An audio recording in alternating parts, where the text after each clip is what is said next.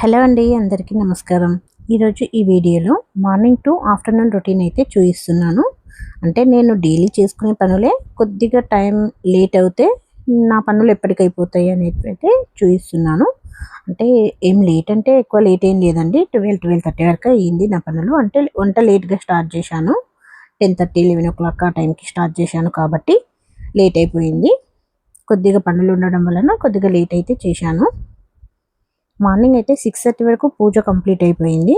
ఆ తర్వాత పిల్లలకు టిఫిన్ చేసి ఇచ్చాను. పిల్లలు టిఫిన్ చేసి స్కూల్కి అయితే వెళ్ళిపోయారు. తర్వాత నేనైతే టీ పెట్టుకున్నాను. పాలు కూడా మార్నింగే పెట్టాను. అవి కాగిపోయాయి. ఆ తర్వాత నేను టీ పెట్టుకొని టీ తాగుతున్నాను. టీ తాగిన తర్వాత కొద్దిగా పనులుంటే ఆ పనులైతే కంప్లీట్ అయిపోయాయి. ఆ తర్వాత వచ్చేసి వంట అయితే స్టార్ట్ చేయాలి. ఇదైతే మార్నింగ్ అండి, 7:30 ఆ టైంలో అనుకోండి. ఇంకా తర్వాత పిల్లలకు టిఫిన్ అవన్నీ కంప్లీట్ అయిపోయాయి. ఇంకా ఎప్పుడైతే క్లీన్ చేసుకుంటాను కాబట్టి ఉదయం ఉన్న గిన్నెలు అంటే టిఫిన్ చేసిన తర్వాత ఉన్నవే, మళ్ళీ నిన్న నైట్వి అవన్నీ అయితే ఏమీ ఉండవు. ఎప్పుడు పెట్టి అప్పుడు నైట్ అయితే కంప్లీట్గా కడిగి పడుకుంటాను నేను. కిచెన్లో మాత్రం అలాగే పెట్టాను. నైట్ తిన్న గిన్నెలు ఏ రోజుకి ఆ రోజు కంప్లీట్గా కడిగి పడుకుంటాను, క్లీన్ చేసుకొని పడుకుంటాను. తర్వాత అయితే వంట మధ్యాహ్నం లంచ్లోకి అయితే క్యాబేజీ, గోకరకాయ కర్రీ, మామిడికాయ పప్పు, అన్నం, చపాతీ అయితే చేస్తున్నాను.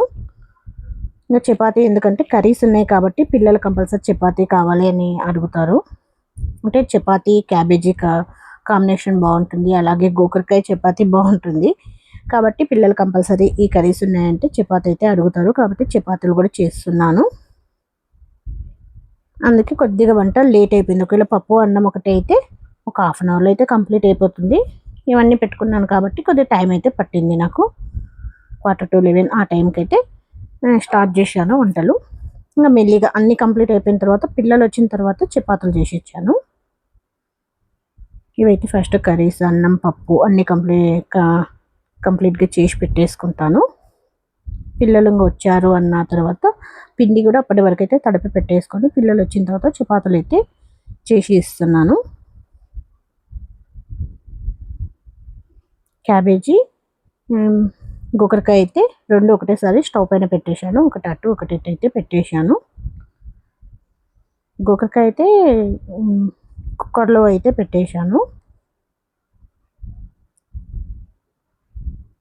దీనిలో ఎక్కువగా వాటర్ పట్టవండి. అన్నీ వేసిన తర్వాత ఒక 5 మినిట్స్ నూనెలోనే మగ్గనిచ్చి తర్వాత కొన్ని వాటర్ వేసుకొని ఒక 2-3 విజిల్స్ వచ్చే వరకు పెట్టేసుకుంటాను. అంటే వాటర్ ఎక్కువ వేయను, తక్కువే వేస్తాను కాబట్టి ఒక 2 విజిల్స్కి అయితే బంద్ చేస్తాను స్టవ్. అయితే అయిపోతుంది అప్పటికి కర్రీ.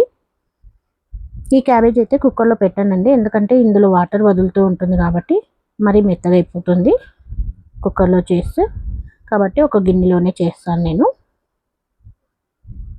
ఇలా కొద్దిసేపు ఆయిల్లో మగ్గనిచ్చిన తర్వాత ఉప్పు కారం అన్నీ వేసిన తర్వాత కొన్ని అయితే వాటర్ వేస్తాను. దీనిలో కూడా ఎక్కువ వాటర్ వేయను, కొన్ని వేస్తాను. ఇంకా మనం సిమ్లో పెట్టేసి మగ్గనిస్తుంటే ఇంకా నీళ్ళు అందులో ఊరుతూనే ఉంటాయి. ఆ తర్వాత లాస్ట్లో కొత్తిమీర అవి అయితే వేసేసాను.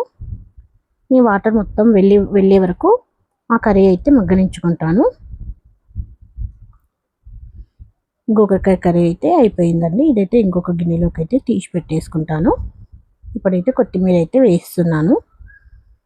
కొత్తిమీర ఉంటే మాత్రం కంపల్సరీ కర్రీస్లో అయితే వేస్తానండి, లేకపోతే ఏం వేయను.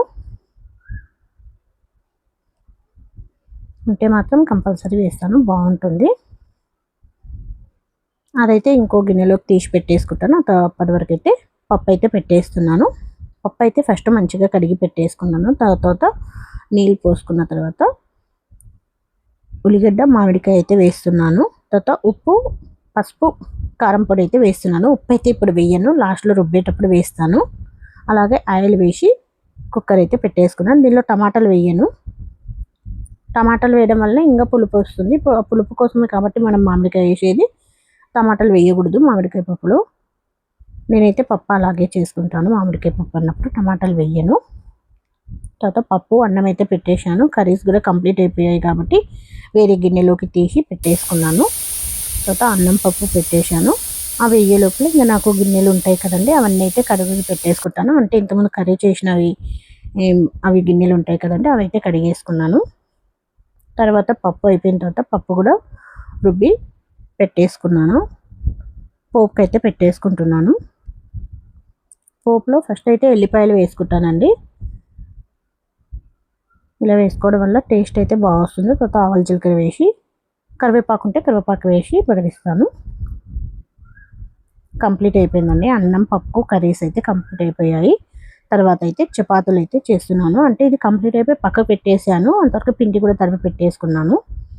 ఇంకా పిల్లలు వచ్చారు. వచ్చిన తర్వాత చపాతీలు అయితే స్టార్ట్ చేశాను.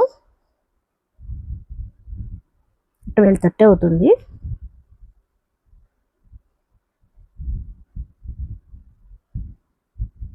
వాళ్ళు వచ్చిన తర్వాత ఇంక మొహాలు అవన్నీ కడుక్కుంటారు కదండి. అప్పటి వరకు అయితే ఇంక నేను చపాతీలు అయితే చేసి పెట్టేస్తున్నాను. ఇంకా ఇవి ఇలా వేడి వేడివి అవుతూనే ఉంటాయి. పిల్లలు వచ్చి తింటూ ఉంటారు.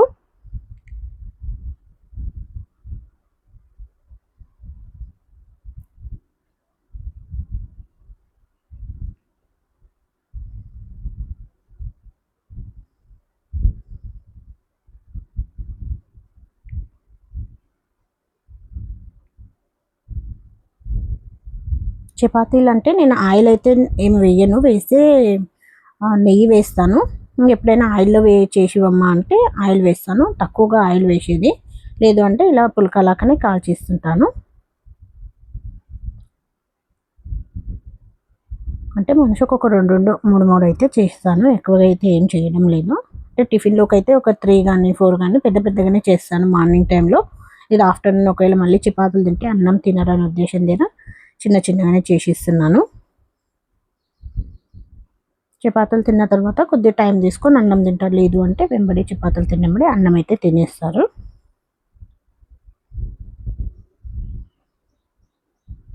ఇంకా ఇలా నేను చేస్తూనే ఉంటాను. వేడి వేడి పెట్టి పిల్లలు పెట్టి తినేసుకుంటారు.